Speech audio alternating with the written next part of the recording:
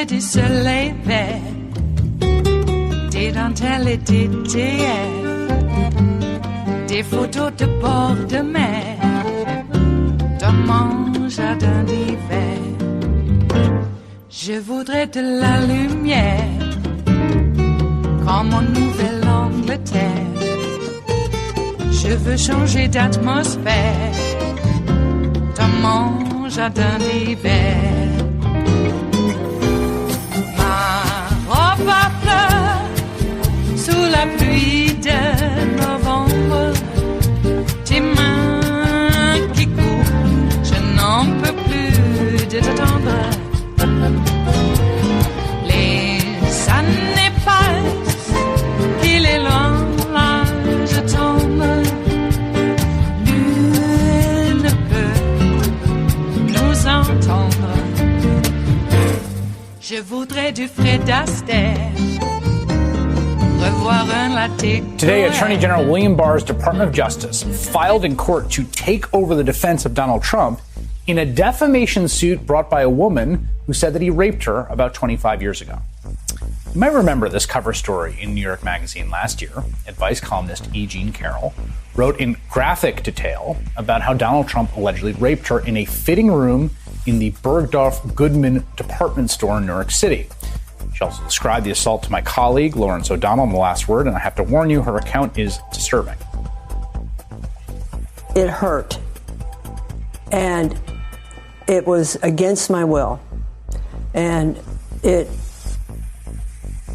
I don't know where I got the strength, because he was big, but I think I was stomping my foot. I have my handbag in this arm. I never put it down. I'm holding it. I have no idea. The only reason I know I'm holding it is because when I got out in the street, I still had it in my hand. So somehow I got my knee up and pushed him back. And the minute he backed up, I was out the door. Two women later came forward on the record to say that Carroll told them about this incident at the time, two friends of Carroll. Trump, for his part, claims he never met E. Jean Carroll. He said that she is a liar. And he told reporters he would not have assaulted her because, quote, she's not my type.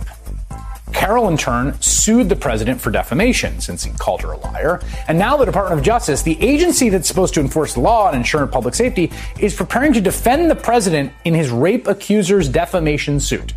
In a court filing, the department said that, quote, President Trump was acting within the scope of his office as President of the United States when he publicly denied as false the allegations made by plaintiff. Here with me now, someone who understands the Department of Justice from the inside out, former Deputy Assistant Attorney General of the Department of Justice, Harry Litman. Harry, what is going on here? All right. It's sort of tough sledding legally, Chris, but what you say is exactly right. The Department of Justice says he was acting in his scope of employment, and that means this suit that's against him personally, it's really against the Department of Justice. We can take it over now, and guess what? The punchline is the United States gets to choose who can sue it and for what, and the law says it cannot be sued for defamation. So if they can prevail on this argument, the suit is over. On the other hand, this isn't one of those things that Bill Barr can just decide whatever he says, because the Supreme Court has held that the department's going to have to prove to the federal court. They've brought the case now from state court into federal court, but they're going to have to prove to the federal court that Trump was acting in the scope of employment. They cite some cases, but the cases are really not on point. They're cases in which federal employees were talking about federal matters, news, etc., not Trump talking about this personal accusation. And basically they're saying anything the president does, that's public business. But it's not. We know that already from Bill Clinton, among others. Right. Okay, so they were. I mean, my sense was that in state court they were losing. They were kind of back on their heels. They had a bunch of judgments against them that was sort of allowing the suit to go forward. And in fact, the lawyer for E. Jean Carroll today said basically this was a kind of Hail Mary. Oh, we're losing in state court. Let's pull this maneuver where we pull it over in the Department of Justice, and you can't sue the U.S. for defamation. Ergo, no lawsuit. That's the trick they're trying to pull here. But I guess the question is, like, has the DOJ ever done this before for a president? Is this how in the spectrum of normal to abnormal? Where is this?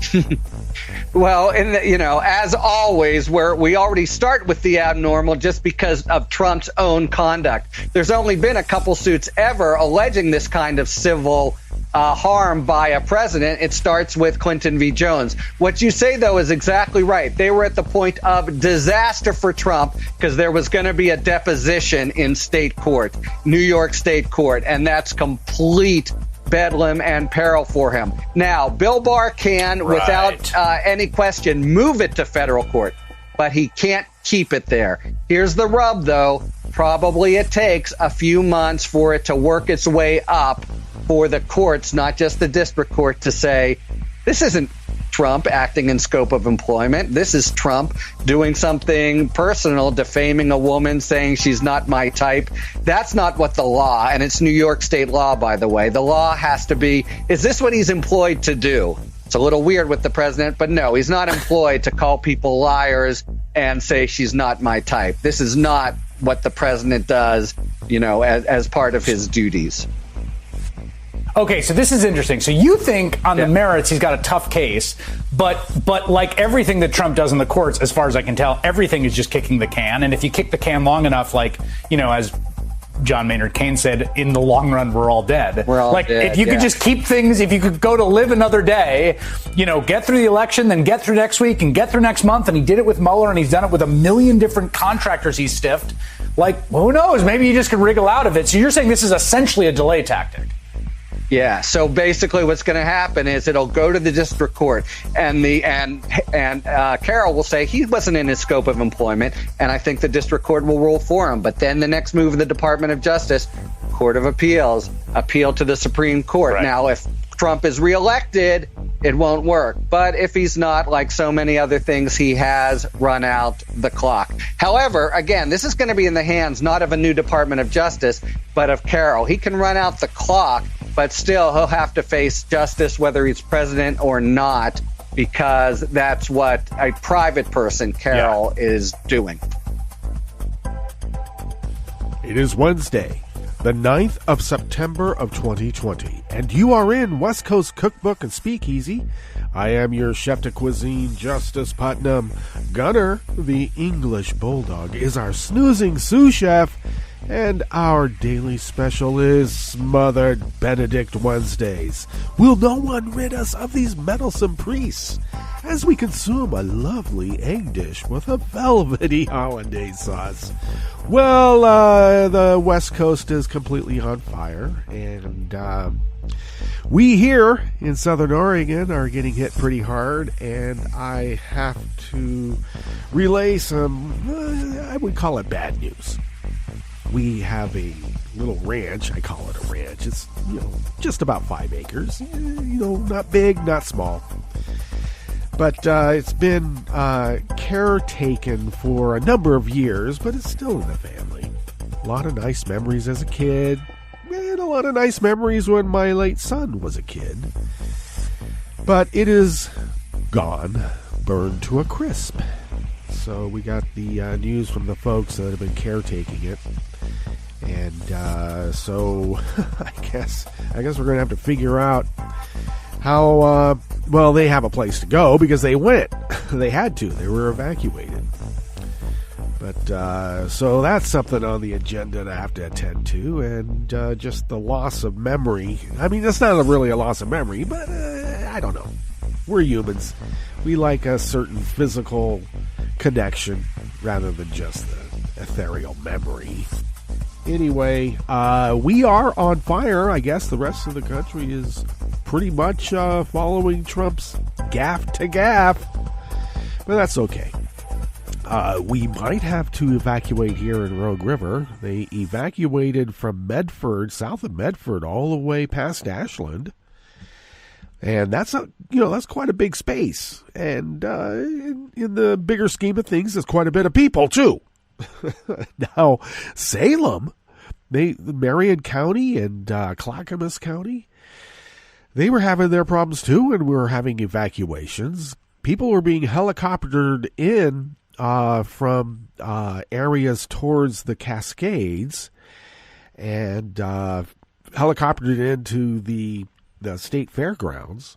And then there were so many, they had to helicopter the injured and those that were suffering the debilitating effects of smoke inhalation, and started helicoptering them to different parts of the state. And just about the time that my sister, the registered nurse who runs the respiratory department at the big hospital here in Grants Pass, down here in Southern Oregon in Grants Pass, called and said, well, I'm not coming home tonight. We have scores of people coming from smoke inhalation. And not just the ones from the Oregon State Fairgrounds in Salem, but those who were being ambulanced and other modes of transportation in from the fires that are a lot closer to us. So it looked a bit like Mars yesterday, red sky, very thick. You couldn't go out, didn't want to be out for very long. I was out this morning just a tad, and the air is nice now, but we are expecting much more smoke again today with an increase in heat, and we'll get into that during our weather portion of West Coast Cookbook and Speakeasy Smothered Benedict Wednesdays. So we have, I would call it the effects of climate change, and we were all warned. I don't want to say we warned you, but we did, and when I say you, I don't mean you, I mean them. We warned them. They determined not to listen or just to simply ignore it because they are all about short term and not about the long-term health of the rest of us. All right. Who cares about the long-term health of people when you can make money now? Okay. Well, Trump is in deep doo-doo. And we had Bill Barr, well, the effects of what Bill Barr is trying to do described at the top. John Mitchell didn't even do this, not as brazenly at least. Wow, we're gonna have to come up with a new derogatory term. When I say John Mitchell, Bill Barr now, we're gonna have to, from here on out, Bill Barr, whoever the Attorney General is, that isn't doing things on the up and up. Oh, Bill Barr is going to be feted at a Catholic prayer breakfast because he's such a great Catholic. Oh, I don't know. I think there's a lot of Catholics that are wondering what the hell the whatever the Catholic organization is. They're probably Opus Dei types. So, of course, they're going to, fet Bill Barr. That's how Donald Trump gets a Nobel nomination. Have to get it from some Scandinavian right-winger who's anti anybody who's not white. Anti-immigrants, but specifically immigrants who are not white. And that's who nominated Trump for the Nobel. Okay, he's been hankering for that Nobel because the black guy got it and he didn't. How can a black guy get something that he doesn't have? How can that be? Because, blacks by definitions are suckers and losers. Why else would they have been slaves? Yeah, well, Donnie, when you're milling about in your cell, God, I hope that happens. I know it's not going to, but I'm a romantic. I like to dream. But, when I dream about Donnie wallowing around in his cell, will he have the discipline to be able to formulate some sort of practice? Or will it be just one more constant whine fest? He's actually upset that he was forced to go to a military school. It wasn't even a military school. It was a military theme school. The military schools wouldn't have him. That's how bad he was. Jeez. I gotta say, maybe this is a constant within a certain subset of the population that particularly likes this guy and flies his flags all over their property and on every single vehicle they have. Big old ones. Couple of them. I'm serious. This is crazy. And I have a Trump bro that does all of that. And I don't want to criticize my Trump bro too much and divulge too much, but, he's in the public eye. So I guess, people know. But he would have been forced to go to a military school, except he went to what was known as a continuation high school instead because, well, he just was too incorrigible for regular school. And now, as an adult, he likes Trump and he likes to get in people's faces and, it's a bully kind of thing. But there's, I don't know, an identity issue there somewhere. I hear about how bad, the society has been so bad. Yikes. I don't know. My experience is that the ones who whine really didn't have, in relative terms, the problems that really the vast majority of America experiences. When you're growing up in the lap of luxury in Orange County, California in the 60s and 70s, I mean, come on. Upper middle class, never wanting for anything, always getting what you want. And that's supposed to have been some terrible childhood. But I think it really goes back to something that, it's endemic to a subset of society as a whole. What is the toxic third? And I guess you see it in our own families. And that is, if someone else is getting something, it must mean it's being taken away from me. I don't know. It took me a while to figure that one out because I could never understand, well, why are you against equal rights? It's because I didn't think that something was being taken away from me, as if that would have mattered anyway. I suppose I would have justified it as a fair rate of exchange. We live in a capitalist society, don't we? Someone wants equal rights. I have to pay for it. I don't know. Maybe that's the way it looks right to me. But I never thought that someone else gaining the right to vote meant that somehow my rights were being taken away. And this subset of the toxic third, and it's a subset of the toxic third, too. I mean, just go down the third each time. It's really toxic when you get to the toxic subset of the toxic third. Yee. Anyway, everything is transactional.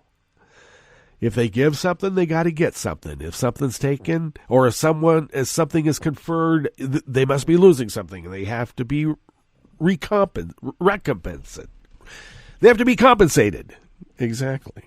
Recompense. So, I don't know.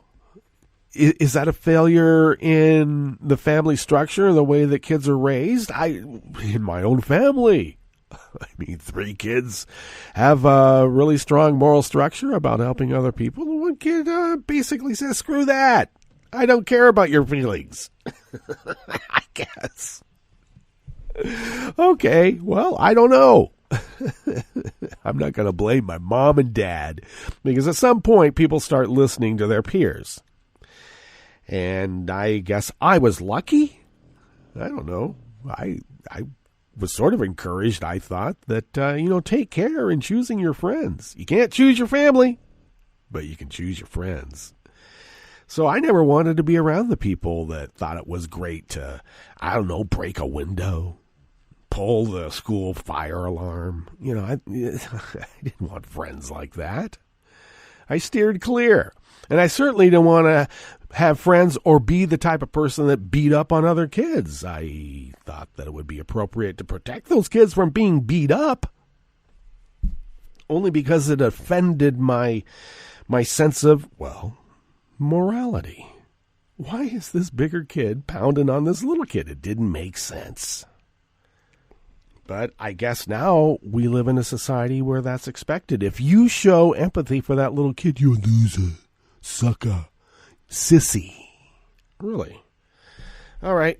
Well, we'll see what prevails in terms of the new biology, because, as we all know, organisms that are beneficial to each other tend to survive, and those that are in conflict tend to not.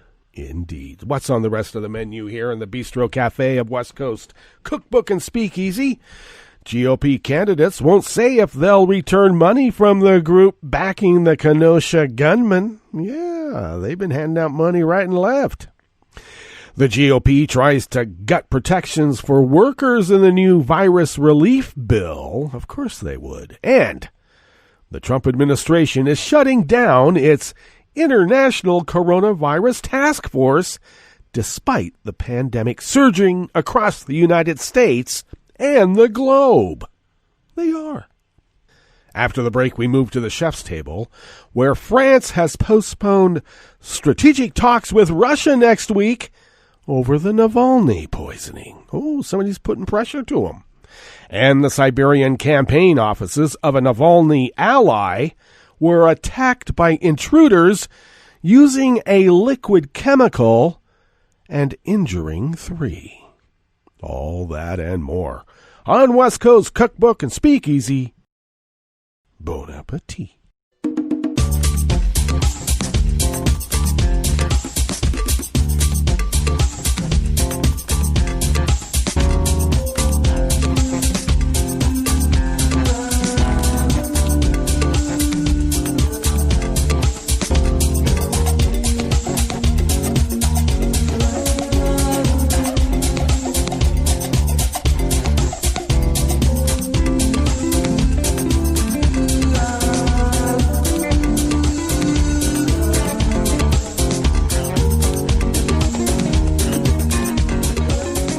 At the bottom of our homepage at netrootsradio.com, to the rightish of the page is our chat room link, and the chat room is monitored by Kelly Lincoln. Thank you, Kelly. To the leftish of the chat room link at the bottom of our homepage at netrootsradio.com is the link to our Patreon page, and do please become a recurring Patreon of Netroots Radio. There have been a few who have, on a monthly basis, sent the equivalent of an espresso-type coffee drink our way, and we have stretched those dollars beyond compare.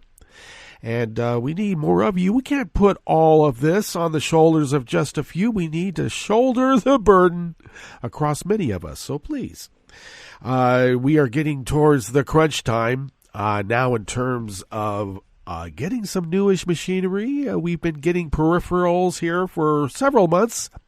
And, of course, the attendant software that is required with newish machinery to take over the workhorses that have been working like horses for over 4 years now in this almost 10-year run. So thank you for your generosity. And, we need more of you, just to be honest. Indeed. All right. If you would like to follow Netroots Radio on Twitter, do so at Netroots Radio. Tom takes care of that. And also Tom is responsible for our homepage. And wow, what a great place to land to. We are marking and making a line in the sand. Netroots Radio stands with Black Lives Matter. And why? Because this is America. My gosh. All right.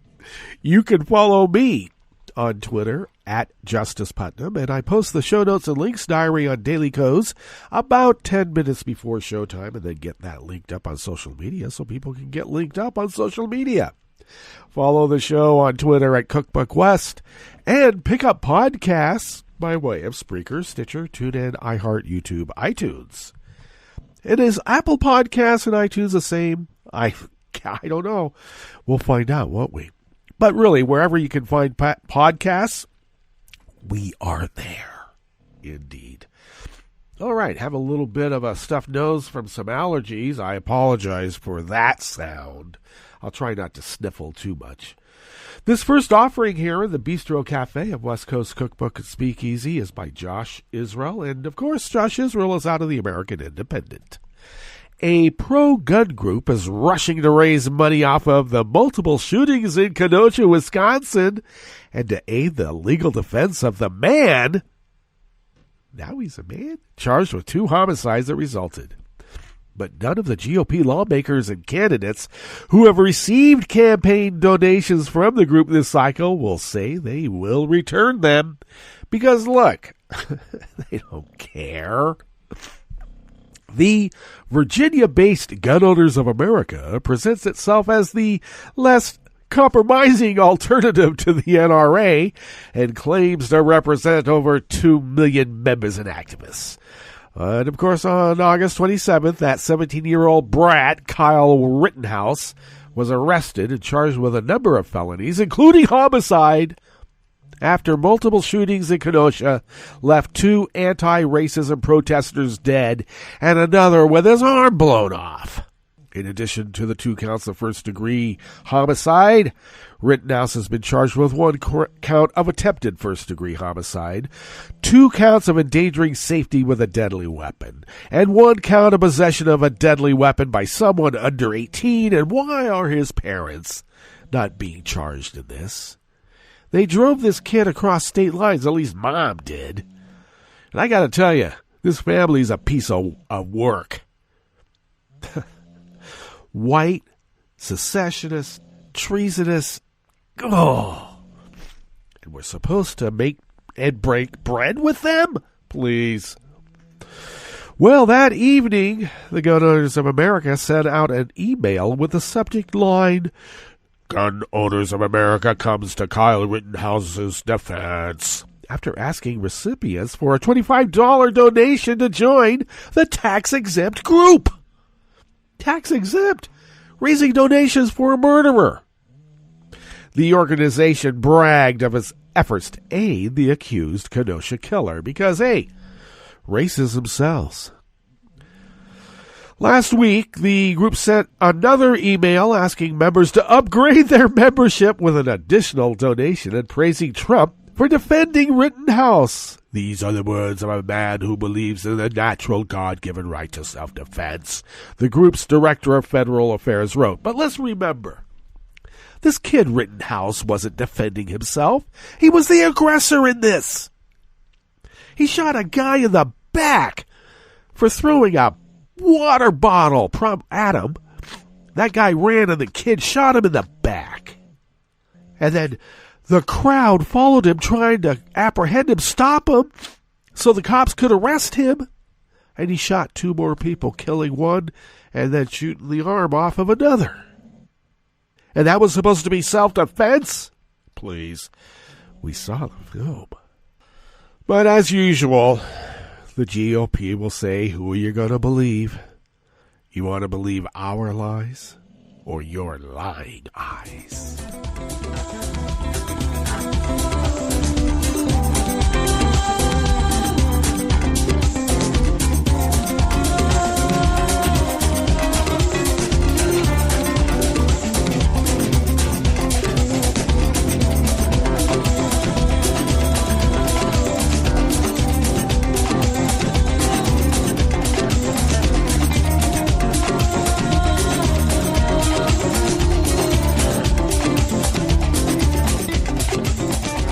Josh Israel of the American Independent brings us this next offering here in the Bistro Cafe of West Coast Cookbook and Speakeasy, Smothered Benedict Wednesdays.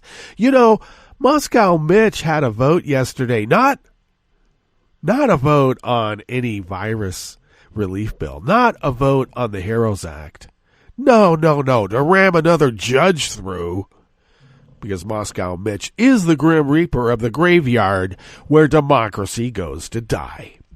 Senate Republicans yesterday, Tuesday, released their latest version of a pandemic relief bill, the so-called skinny proposal, known as the Delivering Immediate Relief to America's Families, Schools, and Small Businesses Act. That omits most of the funds included in the bill, passed by the House of Reps in May. But it contains provisions that would make it harder for workers to sue if they got sick, and that would funnel public funds to private and parochial schools. Senate Majority Leader Moscow Mitch McConnell, in this reporter's opinion, of course, introduced the bill as a new targeted proposal focused on some of the very most urgent health care, education, and economic issues. He noted that it does not contain every idea our party likes, really, but it does contain 2 provisions that GOP senators like a lot. The bill funds what it terms emergency education freedom grants for the next 2 years. Oh, really?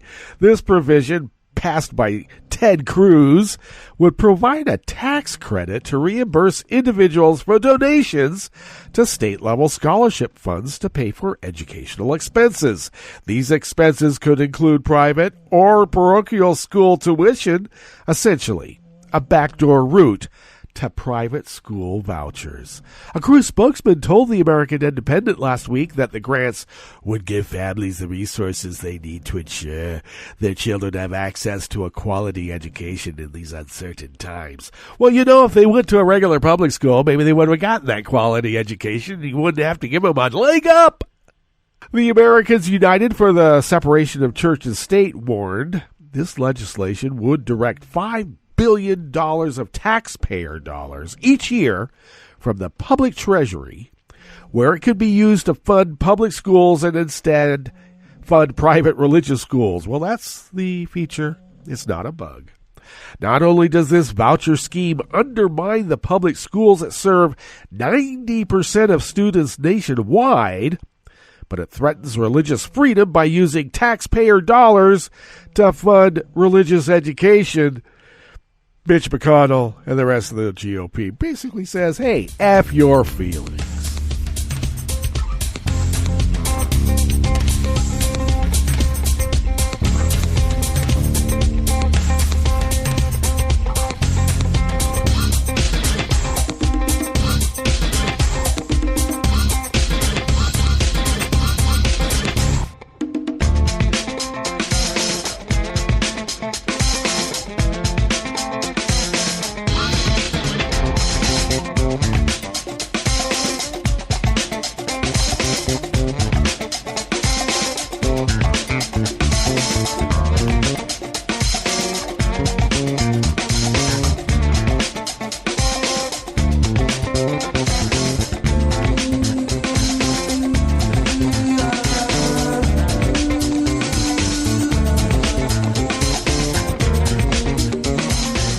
David Badash of the new civil rights movement, by way of Raw Story, brings us this final offering here. The Bistro Cafe of West Coast Cookbook and Speakeasy. The Trump administration is shutting down its international coronavirus task force despite the pandemic surging across the globe, including the United States. Coronavirus deaths globally just passed 900,000, with the number of cases approaching 28 million. The U.S. Agency for International Development, USAID, which was the base of operations for the administration's International Corona Task Force, will deactivate the unit today. As we approach the deactivation of the task force on September 9th, the entire team is focused on ensuring a smooth transition of key functions back to bureaus and independent offices, an internal note to staffers reads. Trump has not held a regular coronavirus press briefing in weeks, and during the RNC, many in his administration referred to the pandemic in the past. He has also not been seen wearing a mask since July. Since April, the White House has placed a slew of new political appointees at USAID, some of whom have in the past made comments that offended women, Muslims, members of the LGBTQ community, and others, Politico has noted, and there have been calls for several of these political appointees to be fired. Well, you got an election coming up, and you can't let a little thing like a pandemic get in the way. Can you? All right, let's get to our break.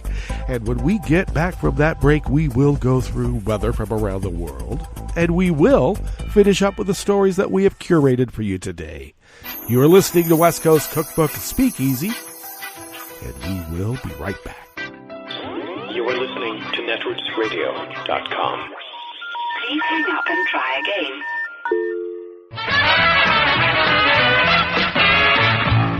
From a point at sea to the circles of your mind, a new force is at work for planetary transformation. New radio for a new Earth.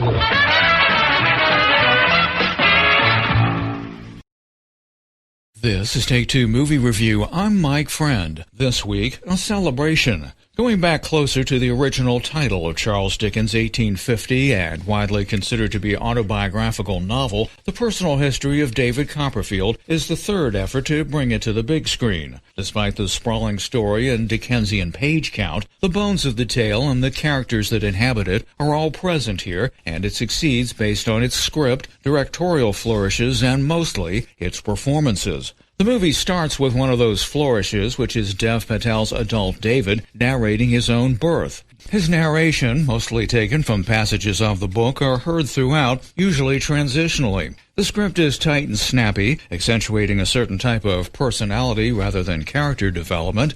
Dickens was a critic of social conditions in the England of his time, and while there are some heavy scenes involving domestic abuse, a character with mental health issues, and poverty all around, this adaptation, perhaps more so than the novel, leaves these issues as ambiance. Director Armando Iannucci's David Copperfield is entertainment, and because of this, much of the ballyhooed multicultural casting works. Victorian England probably made the Jim Crow South look diverse by comparison, but the approach here makes the suspension of disbelief possible in this regard.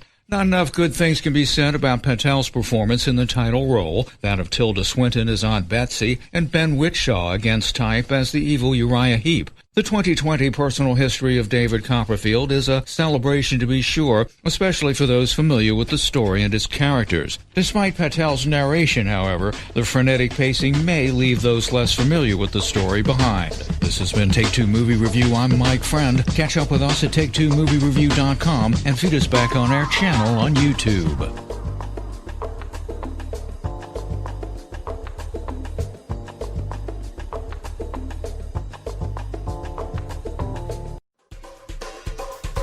This is Scientific American's 60-Second Science. I'm Emily Schwing.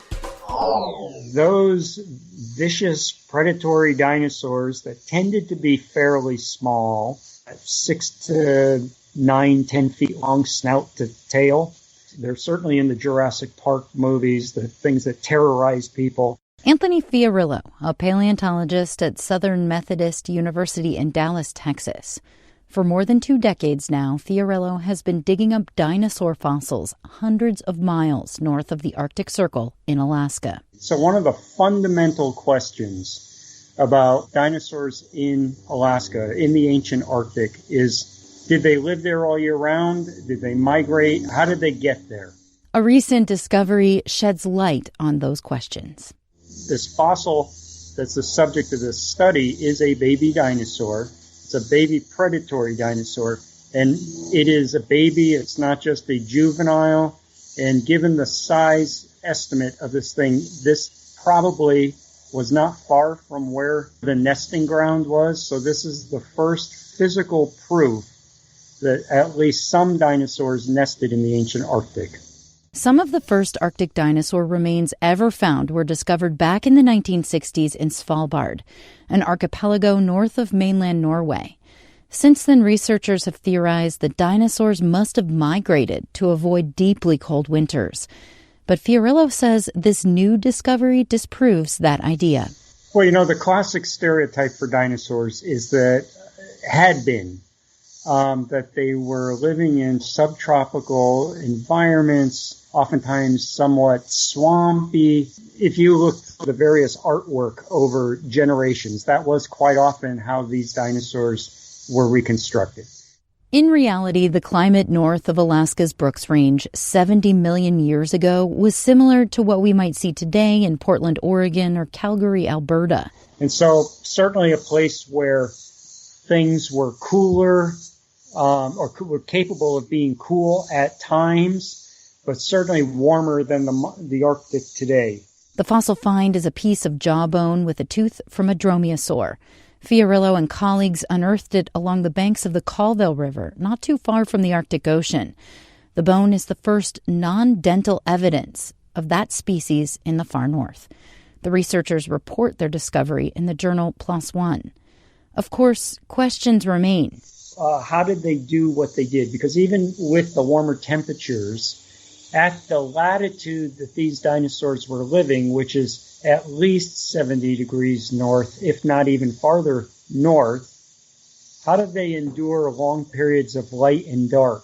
And that's where the research will go next. For now, Fiorillo says the new discovery proves that these giant reptiles were well adapted to the highly seasonal environments of the late Cretaceous that we still experience today in the Arctic.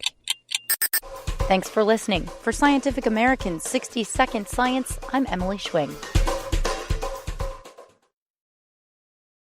Hi, I'm Tom Hartman, and since you're listening to netrootsradio.com, show your progressive side and go to the donate button on the bottom of the homepage. It's progressives like you who power Netroots Radio and keep the progressive message beaming everywhere 24 hours a day.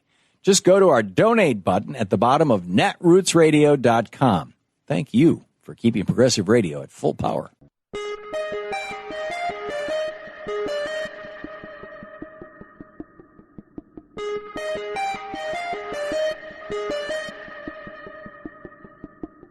Earlier this year, President Donald Trump labeled the United States Postal Service a joke. I'm Bill Newman, and this is the Civil Liberties Minute. Let's start with a factual correction. The Postal Service has been a lifeline of democracy in the United States since it was established in 1775 by the Second Continental Congress with Benjamin Franklin as the first Postmaster General. After the American Revolution, the Constitution, as adopted, and as it remains today, specifies as one of Congress's enumerated powers the power to establish post offices and post roads. In this pivotal election year, shaped by a global pandemic, there is nothing remotely funny about the administration's plans and actions to gut the Postal Service, which is essential to the timely delivery of ballots, not to mention the delivery of census data, COVID supplies, and needed prescriptions, among other things. The House of Representatives has passed the Delivering for America Act, which would prevent the administration from gutting the Postal Service and pay for the Postal Service to maintain its previous levels of service until the COVID crisis has passed. Saving our Postal Service will promote the general welfare and help secure the blessings of liberty. And so the Senate should pass, and the President should sign, the Delivering for America Act. The Civil Liberties Minute is made possible by the ACLU, because freedom can't protect itself. I'm Rick Smith, and this is Labor History in 2. On this day in labor history, the year was 1919. That was the day that the Boston police went out on strike. The police in Boston had not had a raise for over 6 years. They worked long shifts, sometimes even more than 80 hours a week. The police force was predominantly Irish. Many had served as U.S. soldiers in World War I. Fed up with their working conditions, the police formed a union and joined the American Federation of Labor. Boston's police commissioner, Edwin U. Curtis, refused to recognize the police union and fired 19 police officers for their organizing efforts. In response, the new union voted overwhelmingly to support a walkout. More than 1,100 police officers voted to strike, with only 2 voting no. Across the country, newspapers made dire predictions about the collapse of law and order in Boston. While there was an upsurge in crime due to the lack of police on the streets, the press wildly exaggerated what was happening in the city. Newspapers ran stories about gangs running wild with rioters and communists attacking women, fueling Red Scare fears. The entire labor movement came under attack. Massachusetts Governor Calvin Coolidge declared, quote, "There is no right to strike against public safety by anyone, anywhere, anytime." This hard line against the striking police helped propel him to the national stage and eventually to the Oval Office. The striking policemen were fired and replaced with unemployed World War I veterans. In response to the national outcry over the strike, the American Federation of Labor revoked the charter for other police unions. The Boston police strike is the subject of the page-turner The Given Day by author Dennis Lehane. A fictionized account of the events surrounding the strike, the novel follows the experiences of one Irish policeman during this tumultuous time. I read the news today, oh boy. It's time for Nicole Sandler's What's News from NicoleSandler.com and the Progressive Voices Network. We begin today with another one of those stories that underscores just how important the upcoming election is. The Justice Department on Tuesday moved to take over Donald Trump's defense in a defamation suit filed by author E Jean Carroll, who accused Trump of raping her in a Manhattan department store dressing room in the 1990s. Carroll sued Trump last year after he called her a liar and claimed they had never met. So in this latest twist, Justice Department lawyers said that they should be able to replace Trump's private attorneys because he made his comments about Carroll while he was president.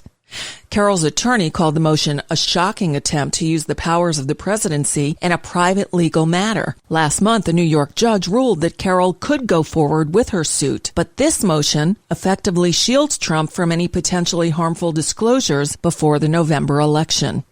Drug maker AstraZeneca announced Tuesday that they've suspended a late-stage trial of its potential coronavirus vaccine to review safety data after a participant in the UK experienced a suspected serious adverse reaction. The patient is expected to recover. A company spokesman said the temporary halt was a routine action, which has to happen whenever there is a potentially unexplained illness in one of the trials. AstraZeneca is testing the vaccine developed by the University of Oxford in the UK, the United States, Brazil, and South Africa. It's considered a leading vaccine candidate and is one of 3 now in phase 3 trials in the U.S. Senate Majority Leader Mitch McConnell said Tuesday that he plans to force a vote on a very narrowly targeted coronavirus relief package over objections from the Democrats who are seeking something much bigger. McConnell said Republicans were introducing a plan, quote, focused on some of the very most urgent healthcare, education, and economic issues.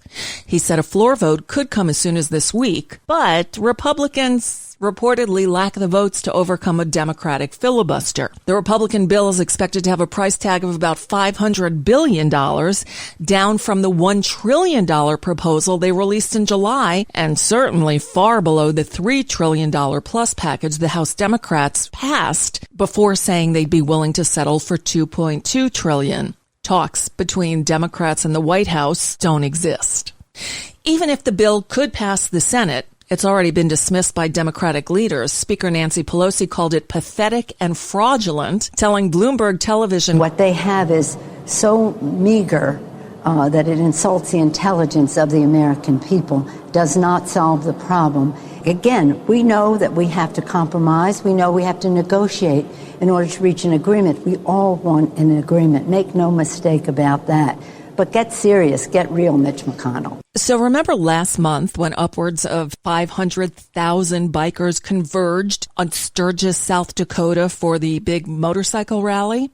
And all the warnings about this being a coronavirus super spreader event? Well, that one massive event is now linked to more than 266,000 COVID-19 cases. The researchers estimated the public health costs of the infections at $12.2 billion based on an average of $46,000 spent on every COVID-19 patient.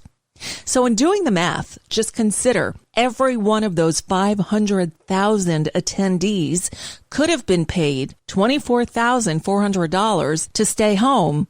That would equal the estimated healthcare costs for the more than 250,000 people who are going to get sick thanks to this event. In Rochester, New York, the chief of police and 2 top members of his command staff resigned on Tuesday as the department faced ongoing backlash over the death of an unarmed black man, Daniel Prude, after he was restrained in a spit hood by officers back in March. Mr. Prude died of asphyxiation and his death was ruled a homicide. Outrage over Prude's death exploded in recent days after the body cam video was released, and some critics accused the department's leadership of trying to cover up what happened. It's curiously absent from most mainstream media news coverage, but the U.S. extradition trial for Julian Assange began in London on Monday. The United States is seeking his extradition on charges of violating the Espionage Act. Assange's lawyer, Jennifer Robinson, says she'll give evidence, saying that the Trump administration offered Assange a pardon if he would agree to say that Russia was not involved in the leaking of DNC emails. The trial is expected to continue well into October. Well, Donald Trump's re-election campaign is on the hook for the cost of replacing sod on the White House South Lawn and in the Rose Garden, and more after damage to the grounds from large crowds and heavy equipment used for the Republican National Convention festivities. Trump's unprecedented decision to stage overtly political events on public property continues to reverberate nearly 2 weeks later as work crews resod the lawn and make other needed repairs. And as if 2020 isn't already bad enough, the latest casualty is Halloween. Well, in Los Angeles anyway. LA County health officials have released rules for this year that ban trick-or-treating, parties, and haunted houses. The guidelines warn door-to-door trick-or-treating is not allowed because it can be very difficult to maintain proper social distancing on porches and at front doors. Instead, officials suggest online costume contests or pumpkin carving events. And they say that car parades and scary movie nights at drive-in theaters will be allowed. No word on what penalties might be imposed for any violations of the rules. And that's just a bit of what's news for now. I'm Nicole Sandler. If you appreciate these reports and the Nicole Sandler Show, I hope you'll consider making a contribution. My work is 100% listener supported, and I can't do it without your help. Find out more at NicoleSandler.com, and please click on that donate button.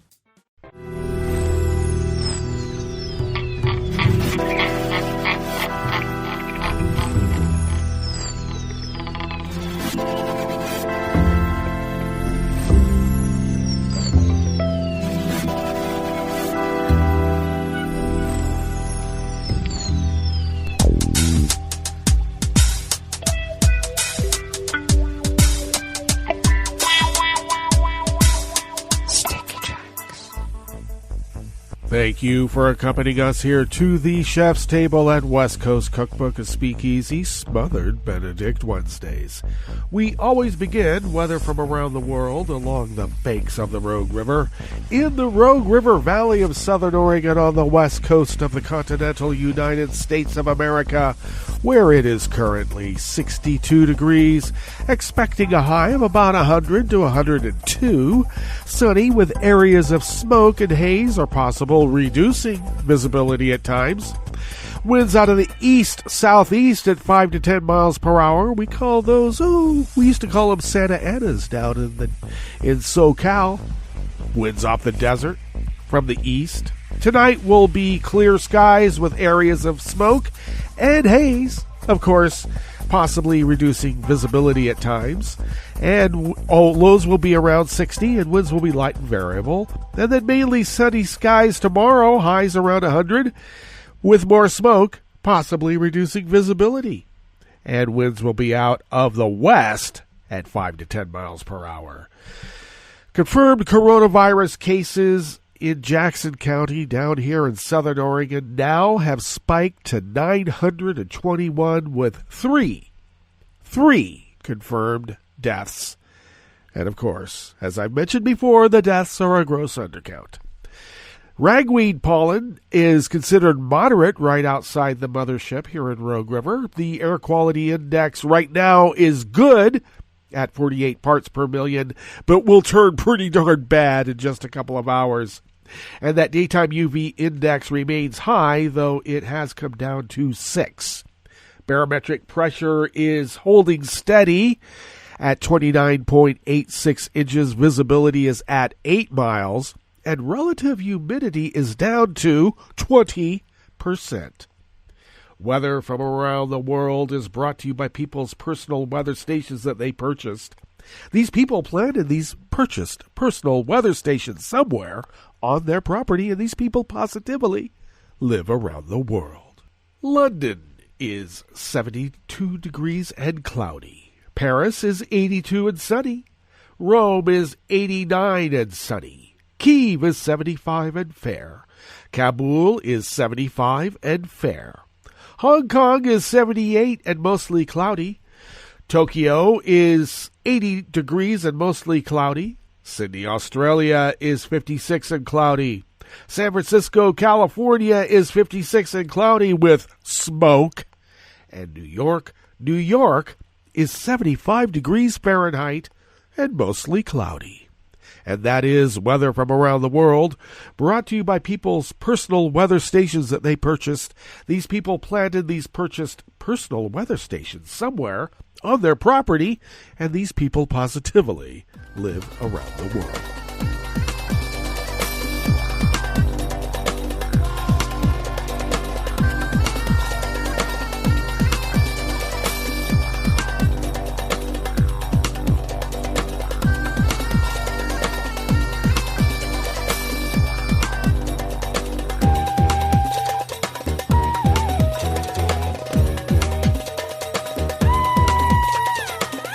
would think that anything tangentially being reported about Vlad would be reported by anonymous worker bees, and you would be correct. And the anonymous worker bees in this story, this tangentially about Vlad, comes from Reuters. France has postponed a visit to Moscow next week by its foreign and armed forces ministers as European powers seek answers from Russia to Germany's findings that Kremlin critic Alexei Navalny was poisoned. Navalny, who was being treated in a Berlin hospital, was airlifted to Germany after falling ill on a Russian domestic flight last month. Germany says he was poisoned with a nerve agent. Russia said it has seen no evidence that Navalny was poisoned, and that's what they always say about everybody they poison. The foreign minister and the armed forces minister had been due to go to Moscow as Macron tries to reduce distrust between Russia in the West, hoping to enlist Russian help in solving the world's most intractable crises, given the current circumstances. And after an exchange with Russian authorities, the Franco-Russian Council on Security Cooperation has been postponed to a later date, French Foreign Ministry spokeswoman Agnes von der Meules said. After a 4-year freeze on such high-level diplomatic visits following Russia's annexation of Crimea and its backing for separatist fighting in eastern Ukraine, Macron sent his defense and foreign ministers to Moscow a year ago. He also appointed a special envoy to make progress on a so-called 5-point structured dialogue that he proposed to Vladimir Putin. His efforts have upset other EU member states, who say little has changed to merit a thaw in relations.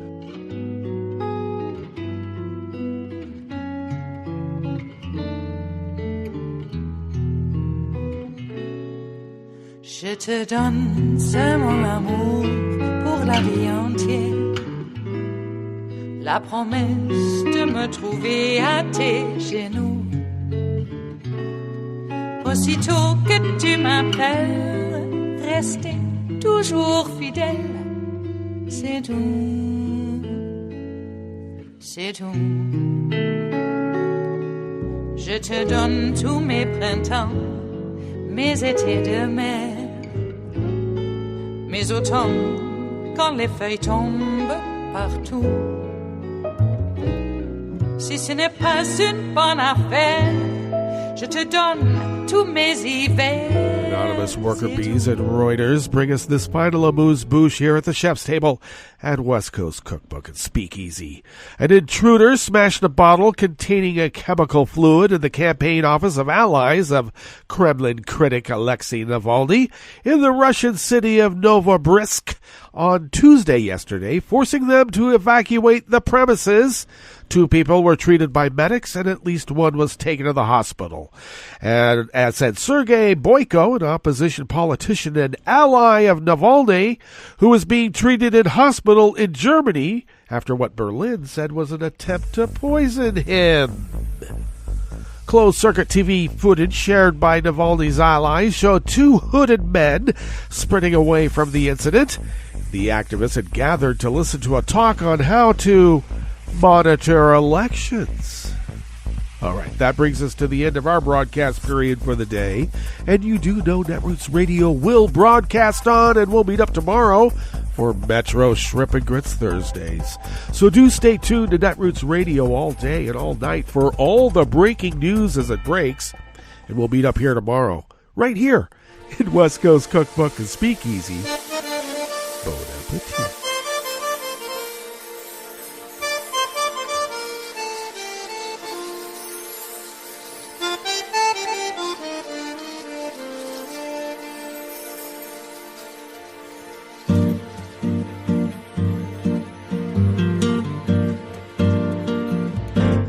Je voudrais du soleil vert, des dentelles et des théâtres, des photos de bord de mer, dans mon jardin d'hiver. Je voudrais de la lumière, comme en Nouvelle-Angleterre. Je veux changer d'atmosphère, dans mon jardin d'hiver.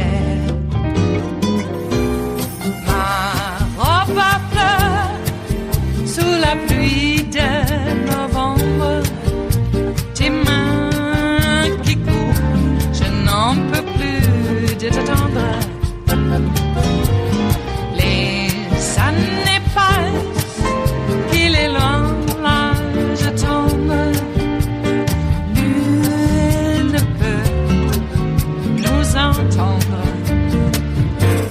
Je voudrais du Fred Astaire, revoir un latte Goël. Je voudrais toujours te plaire dans mon jardin d'hiver.